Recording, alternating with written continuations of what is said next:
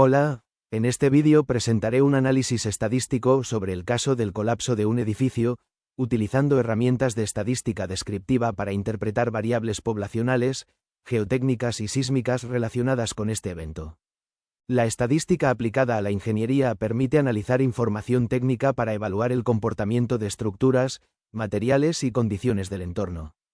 Mediante el análisis de datos es posible identificar riesgos asociados al suelo, la actividad sísmica y la estabilidad estructural.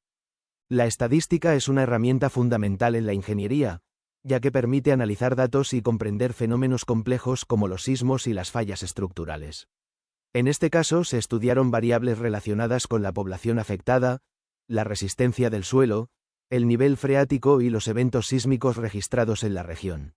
El objetivo de este análisis es identificar relaciones entre las variables y reconocer posibles factores que influyeron en el colapso del edificio. Las medidas estadísticas permiten resumir y analizar grandes cantidades de información de forma clara y precisa. La media representa el promedio de los datos. La mediana indica el valor central. La moda identifica el dato que más se repite. Y la desviación estándar muestra qué tan dispersos están los datos respecto al promedio. Estas herramientas ayudan a detectar comportamientos anormales y posibles riesgos asociados a las condiciones del terreno y a la actividad sísmica. Para analizar la población afectada durante los últimos 5 años, se estudiaron los siguientes valores: 10.000, 11.500, 12.200, 10.800 y 9.900 habitantes. La media obtenida fue de 10.880 habitantes, lo que representa el promedio poblacional de la zona.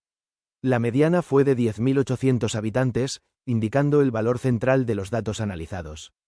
No se identificó moda, debido a que ningún valor se repite. Finalmente, la desviación estándar fue cercana a 950 habitantes, lo que evidencia una variación moderada en el crecimiento poblacional. Para analizar la población afectada durante los últimos 5 años, se estudiaron los siguientes valores: 10.000, 11.500, 12.200, 10.800 y 9.900 habitantes. La media obtenida fue de 10.880 habitantes, lo que representa el promedio poblacional de la zona. La mediana fue de 10.800 habitantes, indicando el valor central de los datos analizados. No se identificó moda, debido a que ningún valor se repite. Finalmente, la desviación estándar fue cercana a 950 habitantes, lo que evidencia una variación moderada en el crecimiento poblacional. También se analizó la resistencia a la compresión del suelo en diferentes puntos del terreno. La media obtenida fue de 12,6 megapascales y la mediana de 12,5 megapascales. No se encontró moda porque todos los valores son diferentes. El rango fue de 3,4 megapascales y la desviación estándar fue aproximadamente de 1,34. Estos resultados muestran diferencias moderadas en la resistencia del terreno, lo cual puede influir directamente en la estabilidad estructural del edificio. Relación entre magnitud y RE con acento agudo PLICAS. Magnitud réplicas: 5,423, 4,817, 6,221, 5,919, 4,515. Finalmente, se analizó la relación entre la magnitud de los terremotos y el número de réplicas sísmicas.